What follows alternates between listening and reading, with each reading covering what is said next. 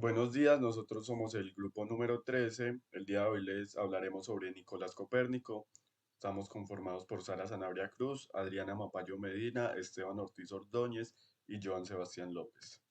Iniciando con la introducción, tenemos que Copérnico nace en Polonia en pleno siglo XV, el siglo donde estaba en auge el proceso conocido como la Ilustración, en el cual se da un cambio total de paradigmas y se empiezan a reemplazar las ideas concebidas basadas en lo teológico y se pasan a unas ideas más basadas en lo científico.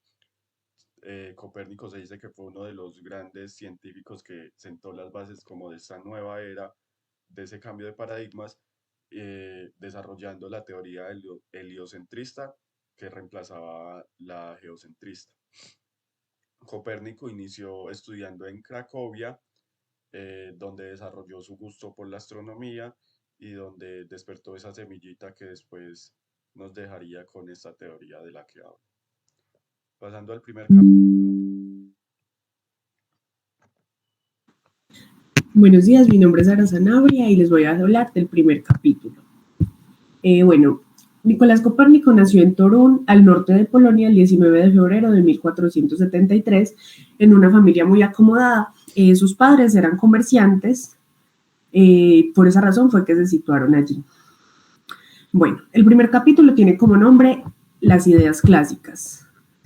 Lo que más les inquietaba a las personas en esta época era la relación entre los movimientos que se daban en los cielos y el cómputo del tiempo, como lo era la salida y puesta del sol, el día y la noche, el invierno y el verano, y fenómenos aparentemente impredecibles como eran los eclipses. Aquí se muestra una imagen del calendario azteca, que era uno de los calendarios que utilizaban como para darle explicación a esto. Copérnico demostró su inconformidad debido a que no se tenía una medida precisa de la duración del año. Entonces empezó a desarrollar ciertas ideas para poder darle respuesta a ello. Eso lo veremos a continuación en los siguientes capítulos. Siguiente. Los estudios en Cracovia. Él empezó a estudiar en Cracovia en 1491 en la Facultad de Artes Liberales. En esta facultad enseñaban disciplinas científicas.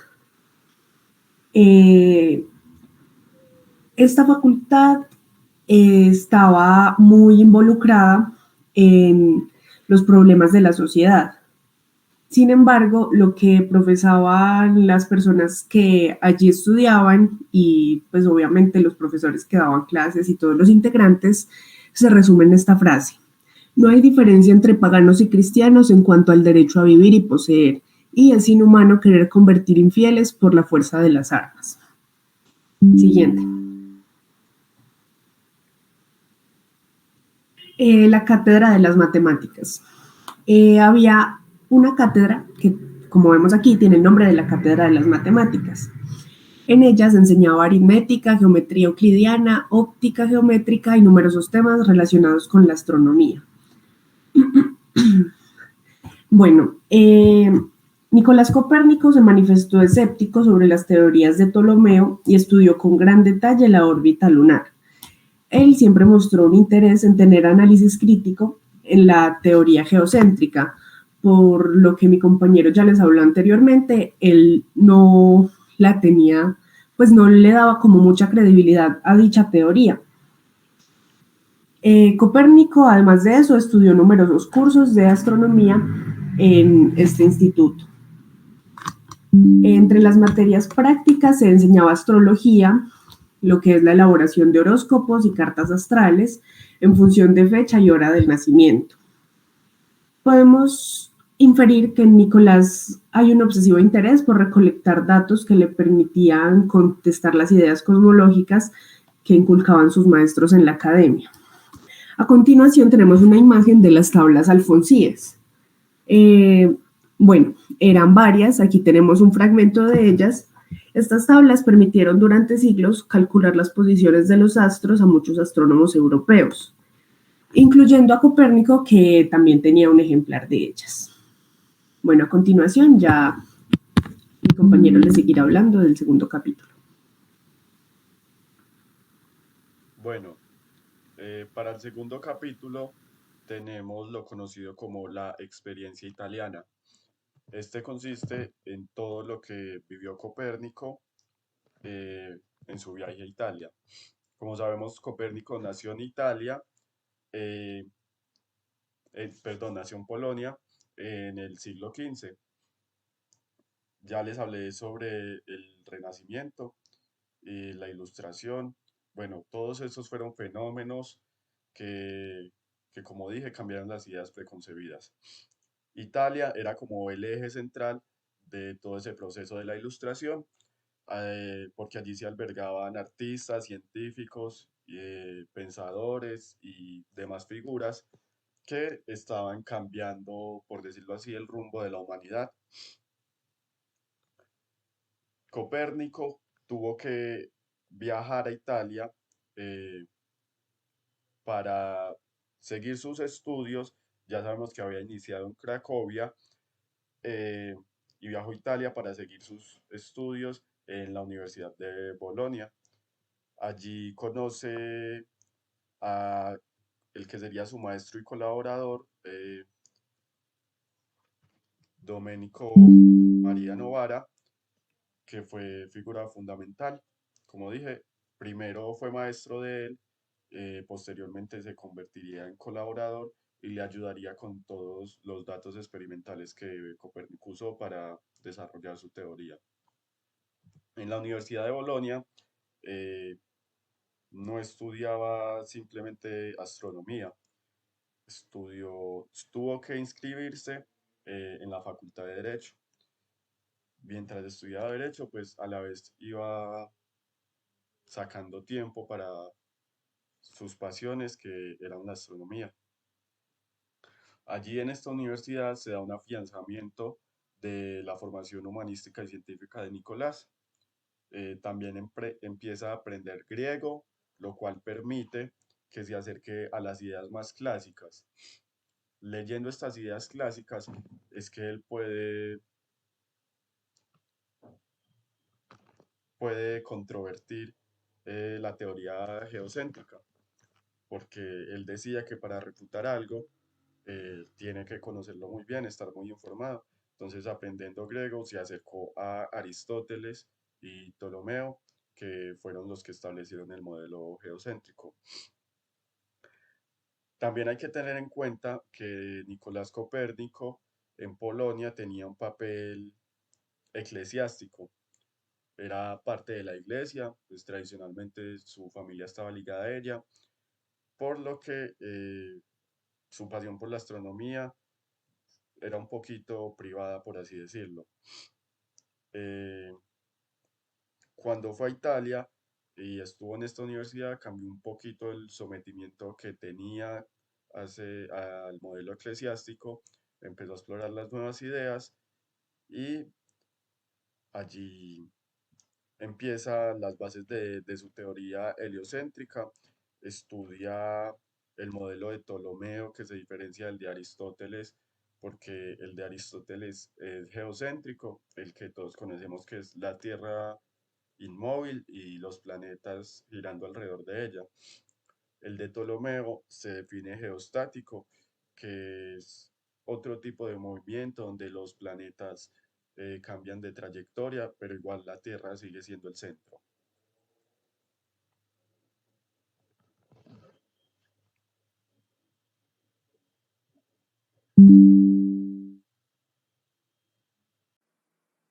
Hola, mi nombre es Adriana y vamos a hablar sobre el tercer capítulo del libro.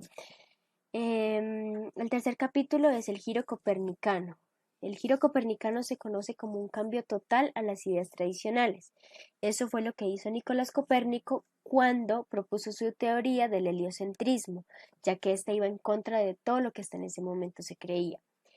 Él dudó mucho sobre si debía o no publicar sus resultados porque podría generar incomprensión y rechazo por parte de la Iglesia y por parte de los científicos de la época. Dentro de los precursores del heliocentrismo tenemos a Aristarco de Samos y Heráclides Póntico. Aristarco de Samos fue un matemático y astrónomo griego, la primera persona conocida por formular un sistema heliocéntrico. Él calculó el tamaño de la Tierra, del Sol, la distancia, y concluyó que el Sol era 6 o 7 veces más grande que la Tierra. Heráclides Póntico consideraba las estrellas fijas y en rotación a la Tierra. Él declaró que Mercurio y Venus giraban alrededor del Sol. El modelo tolemaico nos dice que la Tierra es el centro del universo y que los planetas giran alrededor de ella. Pero este modelo tenía un defecto y era que no podía explicar los cambios en los planetas causados por la distancia.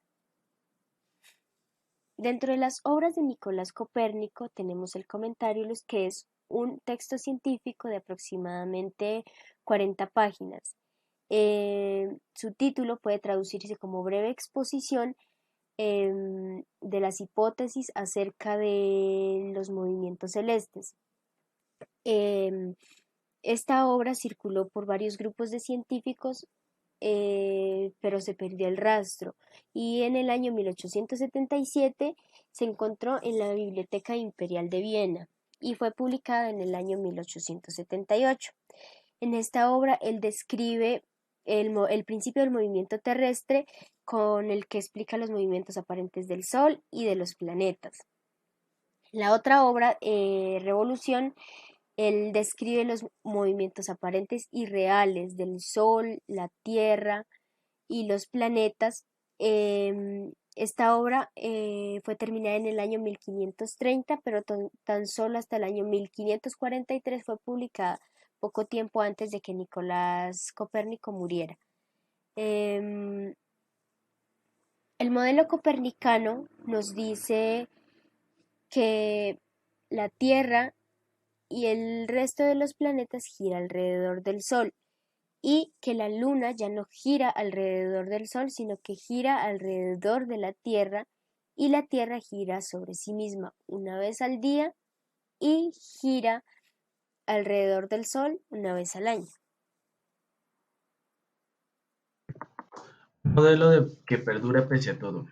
La obra de Nicolás Copérnico, La revolución de los orbes, no fue muy bien comprendida por sus contemporáneos. Tuvieron que transcurrir 50 años desde la publicación de su obra para que dos genios de la ciencia, como dos genios de la ciencia, Galileo y Kepler, pudieran culminar las teorías de Nicolás Copérnico. Desde la perspectiva filosófica, el sistema introducido por Copérnico contradecía todo lo tradicional. Por esta razón, debían hallar una nueva explicación al movimiento de la Tierra. Se preguntaban si el motor de Aristóteles aún podría explicar la dinámica de los cuerpos celestes. Otra observación elemental era: si tiraban una piedra, ¿por qué ésta regresaba al planeta si no es el centro del universo? Y si no es el centro del universo, ¿la piedra no debería dirigirse hacia el Sol? Otra observación, otra pregunta era de qué estaban hechos los cuerpos celestes, de qué estaba hecha la Luna, las estrellas, si los demás planetas estaban hechos de la misma composición que nuestro planeta. Añadir a este problema el paralaje de las estrellas, que es básicamente una medida, pero debido a la limitación de su época, esto no se podía efectuar. El paralaje, ya que buena parte de la justificación del modelo copérnico era en base a la observación, pero pues no es que este paralaje no exista, solo que pues su época, siglo XVI, los limitaba demasiado. Decía que debían pasar al menos 300 años para que este paralaje pueda ser tomado como una opción. Copérnico se acertó al decir que había una enorme distancia entre el planeta y las estrellas. Para esta época, la Iglesia cristiana católica sentía un ataque hacia sus dogmas por pues, estas teorías del heliocentrismo. Así que todo aquel que defendía el heliocentrismo en esta época era considerado hereje. Copérnico inició a escribir su obra en 1506 y la terminó en 1531. No la publicó por este miedo a que lo consideraran hereje, sino hasta 1543, ya en su lecho de muerte, que fue publicada, para después en 1616 esta obra fue puesta en la lista de libros prohibidos por la Iglesia Católica. Gracias a las teorías, los estudios de Nicolás Copérnico, se pudieron realizar nuevos descubrimientos. Galileo aportó diversas pruebas que permitieron consolidar el modelo heliocentista. Con ayuda de un telescopio, Galileo descubrió la orografía de la Luna. Es el relieve que tenía esta. Con esto pudieron probar que la Luna no era una esfera lisa e inmutable. Gracias con la ayuda del telescopio también pudieron descubrir otras estrellas que hasta la fecha no habían podido ser vistas. Em, Vieron que las estrellas conservaban el mismo tamaño, pero esto no ocurría con los planetas. Esto era prueba de la hipótesis de Copérnico en cuanto a la enorme distancia de las estrellas. Pudieron descubrir también los satélites de Júpiter, que esto fue una prueba clave de que no todos los cuerpos celestes giraban en torno a la Tierra. Las fases de Venus, la variación de su tamaño, estos eran compatibles hechos de que Venus gira alrededor del Sol.